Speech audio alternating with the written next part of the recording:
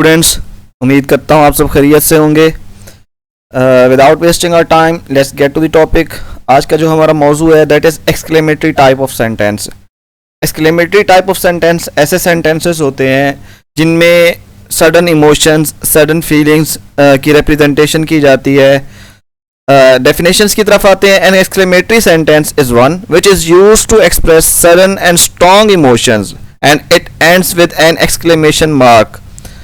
You can also use interjections to form exclamatory sentences। अब यहाँ पे देखें कि exclamatory sentences ऐसे sentences होते हैं जो कि sudden और strong emotions की representation कर रहे होते हैं। ये capital letter से start होके exclamation mark पे end होते हैं। Sometimes हम इनके अंदर जो interjections होते हैं क्योंकि इंटरजेक्शंस भी हमारे सडन इमोशंस की रिप्रेजेंटेशंस कर रहे होते हैं, तो इंटरजेक्शंस का भी इस्तेमाल करते हैं ताकि हम एक्सक्लेमेटरी सेंटेंसेस बना सकें। दूसरी डेफिनेशन से इसको देखते हैं। Sentences describing feeling of joy, surprise, disgust और कंटेम्प्ट, रिग्रेट, ग्रीफ और sorrow and applause are called exclamatory sentences. अब यहाँ पे देखें कि ये भी वही फीलिंग्स हो गई हैं। फीलिंग ऑफ जॉय हो गया, सरप्राइज हो गया, डिसगस्ट हो गया, कंटेम्प्ट हो गया, रिग्रेट हो गया, ग्रीफ या सरो हो गया या अपलॉज हो गया। ये सारे एक्सक्लेमेटरी टाइप ऑफ सेंटेंसेस की फॉर्म्स हैं। इनको हमने किस तरह से चेंज करना है? सबसे पहले इन इंटरजेक्शंस की बात करते हैं कि अगर हम यहाँ पे देखें कि इंटरजेक्शंस जो होते हैं ये मुख्तलिफ ऐसे अल्फाज होते हैं जो कि सडन इमोशंस की रिप्रेजेंटेशन के लिए जिन अल्फाज का हम इस्तेमाल करते हैं, जैसे कि हुरे, अलास, वो, सॉरी, ब्रेवो, आउच, वाट जो है वो ख़ास तौर पे फीलिंग्स ऑफ सरप्राइज जो होते हैं उनकी रिप्रेजेंटेशंस के लिए इस्तेमाल किए जाते हैं। वेल डन हो गया, नॉनसेंस हो गया, गुड हो गया। ये सारे जो हमारे सडन इमोशंस होते हैं उनकी रिप्रेजेंटेशंस के लिए इस्तेमाल किए जाते हैं। चंद एक ऐसे अल्फाज या इंटरजेक्शन जिनके हम कहते हैं, जैसे कि हुरे हो गया, जब हम इनको डायरेक्ट स्पीच को इनडायरेक्ट स्पीच में चेंज करते हैं तो उनको हम किस तरह से चेंज करते हैं, एक टेबल मैंने बनाई है ताकि आप लोगों को इस टेबल की मदद से जो ना सारे जिन फॉर्म ऑफ वर्ब को जो रूल नंबर 1 है हमारा, जो हम हमेशा इंप्लीमेंट करते हैं, उसको किस तरह से आपने चेंज करना है। हम देख लेते हैं कि किस तरह से हमने इस सेट को, ये सेट जो है यूजुअली हम कहते हैं कि जो हमारी डायरेक्ट स्पीच होती है वो दो हिस्सों पर मबनी होती है। एक रिपोर्टिंग स्पीच होती है, रिपोर्टिंग स्पीच कॉमास से बाहर वाला हिस्सा होता है, और रिपोर्टेड स्पीच होती है सेकंड, जो कॉमास के अंदर वाला हिस्सा होता है। तो सबसे पहला जो हमने करना होता है, जो रिपोर्टिंग स्पीच होती है उसमें एक लफ्ज़ इस्तेमाल होता है सेड। अगर तो ये पास्ट इंडेफिनिट टेंस हो तो इस सेड को हमने किस तरह से चेंज करना है। अगर मीन के मुख्तलिफ तरह के हमने इंटरजेक्शंस का भी जिक्र किया, ये इंटरजेक्शंस इस्तेमाल होंगे सेंटेंस के अंदर, जो हमारी रिपोर्टेड स्पीच होगी उसमें इस तरह के इंटरजेक्शंस का इस्तेमाल किया जाएगा। अब उन इंटरजेक्शंस की बेस पे ही हमने जो रिपोर्टिंग वर्ब होती है उसको चेंज करना होता है इस साइड को, क्योंकि इस तरह से चेंज करेंगे। सबसे पहले अगर वहाँ पे आ जाता है वो, तो उसको जो ये सेड होगा ये बन जाएगा एक्सक्लेम्ड विद जॉय। इसी तरह अगर वेल डन आ जाता है एक्सक्लेम्ड विद अपलॉज, सॉरी आ जाता है तो सॉरी को हम एक्सक्लेम्ड विद रिग्रेट करेंगे। पू हो गया एक्सक्लेम्ड विद कंटेम्प्ट, नॉनसेंस भी ऐसे ही चेंज होगा।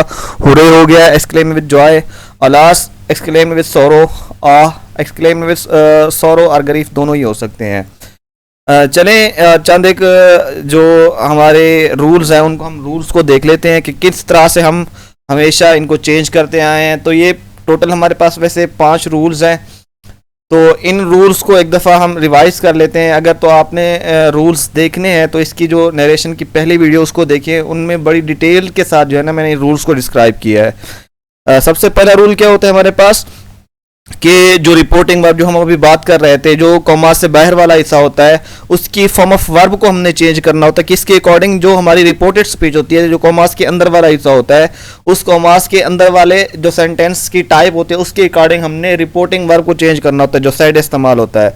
तो यहाँ पे क्योंकि हमारे पास ये जो स्पीच बन रही है ये एक्सक्लेमेटरी बन रही है, तो ये डिफरेंट तरह से, अभी जैसे मैंने मिसाल दी है, एक्सक्लेम विद जॉय हो गया, सोरो हो गया, अपलॉज हो गया, रिग्रेट हो गया, या इस तरह से जितने भी होंगे उनके अकॉर्डिंग ही हम चेंज करेंगे सेंटेंस की बेस पे। रूल नंबर 2 क्या होता है कि कॉमास को ख़त्म करना होता है, उनकी जगह पे कंजक्शंस का इस्तेमाल करना होता है। तो इन कंजक्शंस जो हम यहाँ पे इस्तेमाल करेंगे वो दैट हो जाएगा। इसी तरह थर्ड है कि जो हमारे पास कॉमास के अंदर वाला हिस्सा होता है उसका जो सब्जेक्ट होता है, अगर तो वो प्रोनाउन है तो उसको सब्जेक्ट, ऑब्जेक्ट और नाउन, SON मैंने यहाँ पे एब्रीविएशन यूज़ किया, इसके अकॉर्डिंग हमने चेंज करना होता है। अगर तो वहाँ का सब्जेक्ट फर्स्ट पर्सन का प्रोनाउन है तो कॉमास से बाहर वाला जो हिस्सा होता है उसका जो सब्जेक्ट होता है उसके अकॉर्डिंग चेंज होंगे। अगर तो वो सेकंड पर्सन प्रोनाउन है, कॉमास के अंदर वाला जो सब्जेक्ट है सेकंड पर्सन प्रोनाउन है, तो उसको फर्स्ट जो स्पीच होती है जो कॉमास से बाहर वाली होती है उसके ऑब्जेक्ट के अकॉर्डिंग चेंज करते हैं। और अगर जो कॉमास से अंदर वाला कॉमास के अंदर वाला सब्जेक्ट होता है अगर तो वो थर्ड पर्सन के प्रोनाउन आ जाते हैं, लाइक ही शी इट आ गया है, तो उसको हम रिप्लेस नहीं करते, वो सेम ही रहता है। रूल नंबर 4 की तरफ आते हैं। अगर तो सेड यूज हुआ है, मीन के जो बाहर वाला हिस्सा है, कॉमास से बाहर वाला हिस्सा है, वहां पे पास्ट टेंस आ गया है, तो अगला जो टेंस होता है, मीन के जो कॉमास के अंदर वाला हिस्सा होता है उसका हमने टेंस भी चेंज करना होता है। और टेंस किस तरह से चेंज होता है ये भी आपको हमेशा बताया है कि प्रेजेंट इंडेफिनिट टेंस हो तो वो पास्ट इंडेफिनिट बन जाता है, प्रेजेंट कंटिन्यूअस हो तो वो पास्ट कंटिन्यूअस बन जाता है, प्रेजेंट परफेक्ट हो तो वो पास्ट परफेक्ट बन जाता है, और अगर पास्ट इंडेफिनिट हो तो भी वो पास्ट परफेक्ट में ही चेंज होता है।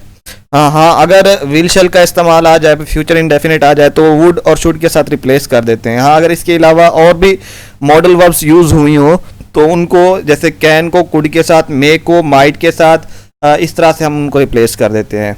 नेक्स्ट रूल है चंद एक एडवर्ब्स अगर तो यूज हुए हैं तो उनको हम उनके अपोजिंग वर्ड्स के साथ रिप्लेस कर देते हैं, और ये भी शर्त होती है कि अगर टेंस चेंज होगा तो ये एडवर्ब्स चेंज होंगे, अदरवाइज ये एडवर्ब्स सेम रहेंगे।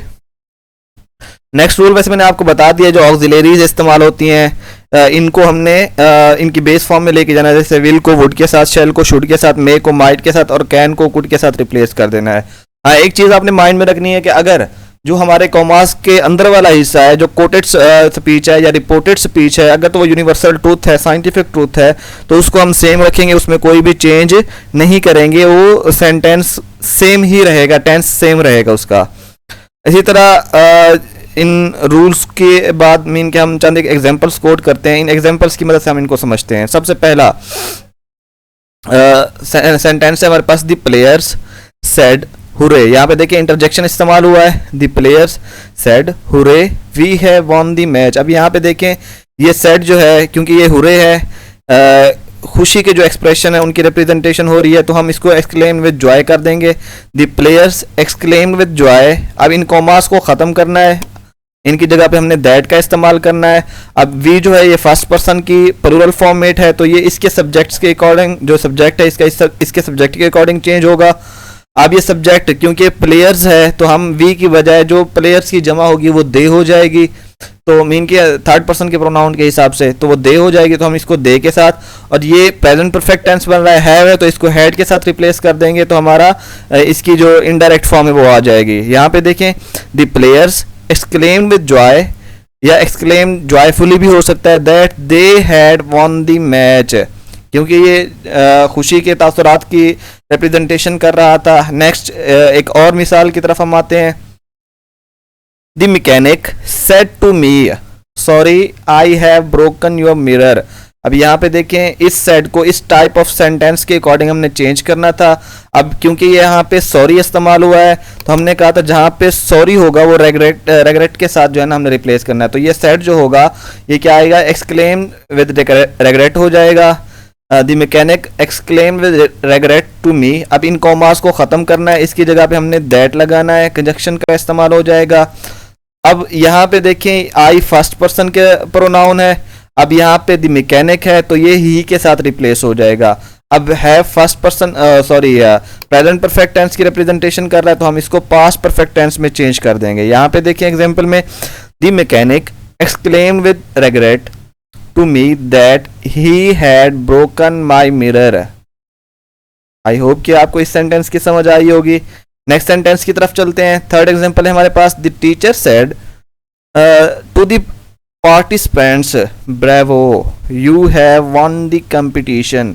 अब यहाँ पे देखें ये भी क्योंकि खुशी के तासुरात हैं तो इस सेड को हम एक्सक्लेम जॉयफुली या विद जॉय करेंगे। इसी तरह यू सेकंड पर्सन का प्रोनाउन है, अब क्योंकि ये पार्टिसिपेंट्स हैं तो इनकी जो थर्ड पर्सन प्रोनाउन के हवाले से ये दे में चेंज हो जाएगा। हैव को हैड के साथ रिप्लेस कर देंगे।